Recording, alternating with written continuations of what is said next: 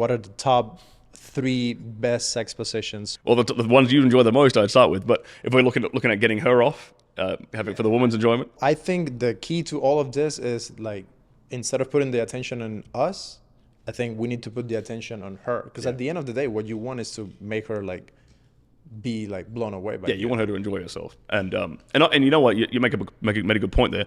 When this actually quickly ties back into the idea of like performance anxiety and premature ejaculation. A lot of that is the reason the guy's in his own head is he's focusing on himself. He's not focusing on this beautiful woman that's in front of him. His thoughts are like he's thinking about his dick.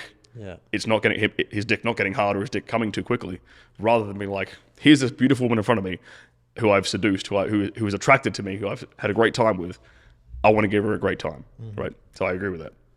In terms of sex positions, I like to give guys a few little like minor tweaks and adjustments to like basic sex positions they can do, so that it will optimize it. Because sex positions are all about angles. It's all about the angle of penetration.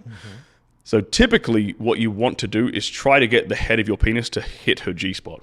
And the G-spot is it's about this far into the vagina on the front wall, right, where the clitoris, like clitoris is down here, up inside and up here is where the G-spot is. So if we can angle our penis, if we can angle our penetration in such a way that we're basically hitting the head of our penis like on that spot consistently, well then we're massively increasing the chances we have of getting her to climax. Now this also depends upon the angle with which your dick points, because some dudes' dicks point down, some are straight, some curve upwards. Every guy's have got a little bit different of an angle. Are women different? Women's vaginas are typically angled the same. Some, it's very rare, but some can have a little bit of a deeper vagina than others, like in terms of where the G-spot actually is.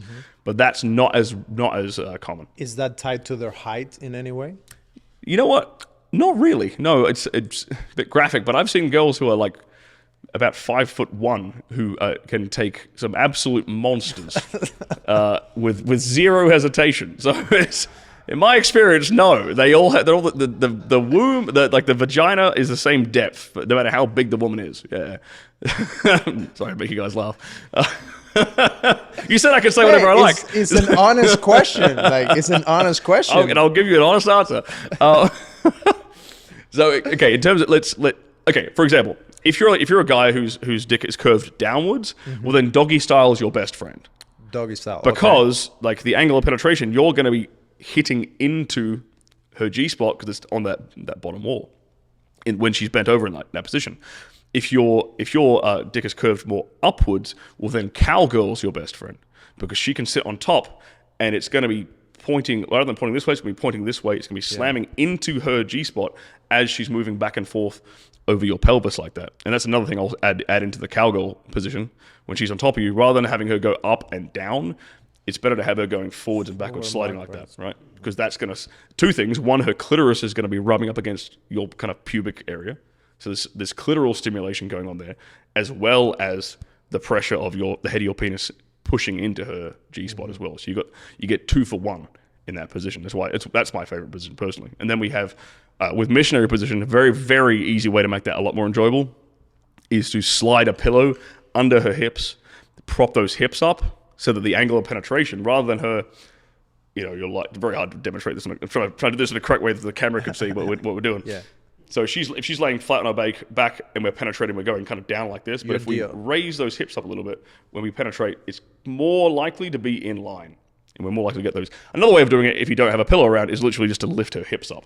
Get those like feet by your ears, get those like legs on your shoulders, and just lift her hips up a little bit and penetrate this way. So her hips are no longer flat, her hips are like this instead.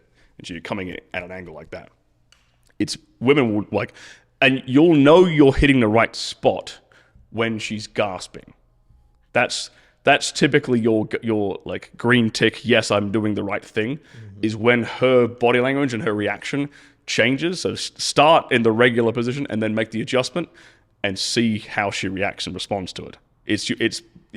You've got a real life like feedback loop right there in front of you in the terms of this beautiful woman in front of you. So you can use that to your advantage, pay attention to your lover, pay attention to what she's giving you, and read her body language like that and go with the feedback. Yeah.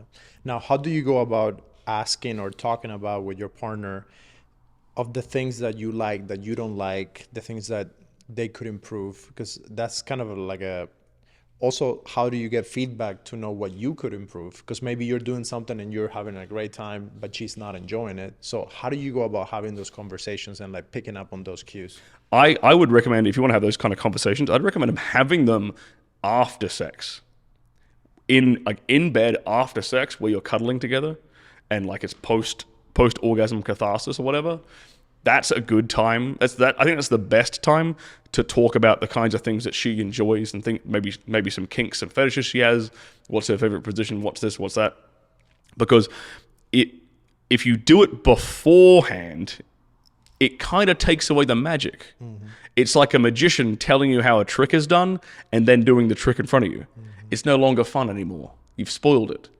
But if you, okay, like we've just had sex, cool, maybe there's some things I can improve, maybe there's some things she can improve to please me better.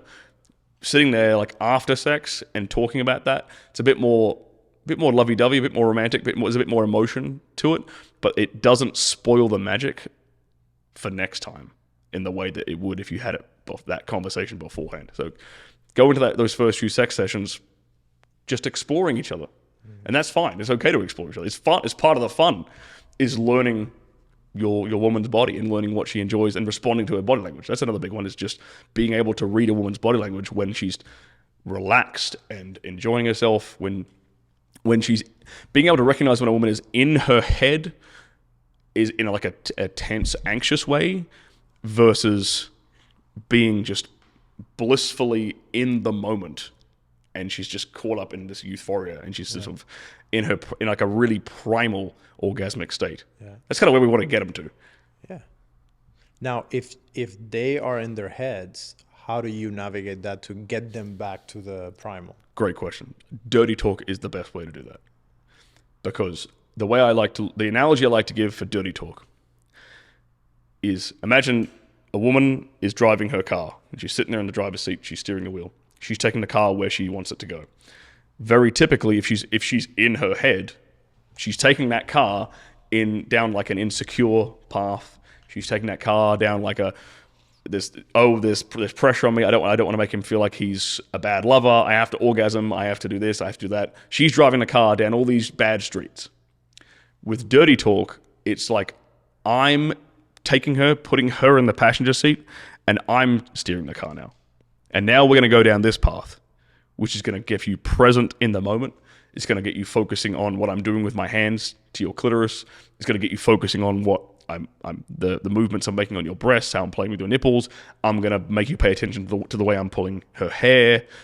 I'm just directing and guiding her attention and her focus to what is happening here in this present moment through my words. So that brings her into the present moment and gets her out of her head. All she has to do is listen to the words I'm putting in her ear and direct her focus thusly. And now she's here. Now she ain't up here, she's here, right now in front of me. That is the best way to get her present, to get her out of her head. Yeah. Now, how do you know if she's faking it? Well, if there's a bunch of cameras in the room and everyone's paycheck depends upon it, no. Now, to be fair, a lot of women do orgasm totally naturally and normally on porn sets. It's actually not. There's not as much faking as you would think. It's kind of like 50-50. But how do you tell if she's faking? I would, first of all, I'd try to mitigate that from even happening in the first place, because women will fake it when they feel like your ego, the man's ego, is attached to it. If a woman can get the sense that he is going to be destroyed if he doesn't get me off, if his sexual ego is so tied up in his ability to make her orgasm, that's when she's going to fake it. Women will fake it to please the man. And one of the worst things a guy can say to a woman, and this doesn't come from a place of bad intentions, but during the act of sex, saying things like, "Do you like that?" Because a woman has no choice. When a man says, "Do you like that?" What is she going to say? Women are not going to say, "No, that's trash. You're shit. Stop doing that." Because his dick's going to go soft, and that's going to ruin the sex. So women know that. So a woman is never going to give you, like, if you say to a woman during sex, "Do you like that?" She's always going to say yes. But in the back of her mind, it's probably like, no, you could go a little bit faster, you could go a little bit harder, softer, this way, that way, change the angle a bit. There's some specific feedback, but she doesn't know how to give you those words specifically, right? But by asking that question, do you like that as a guy, all you're actually doing is putting that pressure on her and actually making it more likely for her to fake an orgasm. Thank you guys so much for checking out this episode. I hope you liked it. Send it to a friend if you enjoyed it. And check out this other interview with our boy, Justin Waller. We talk about money, women, working, like all kinds of stuff. So I hope you enjoyed this episode, and we'll see you on the next one.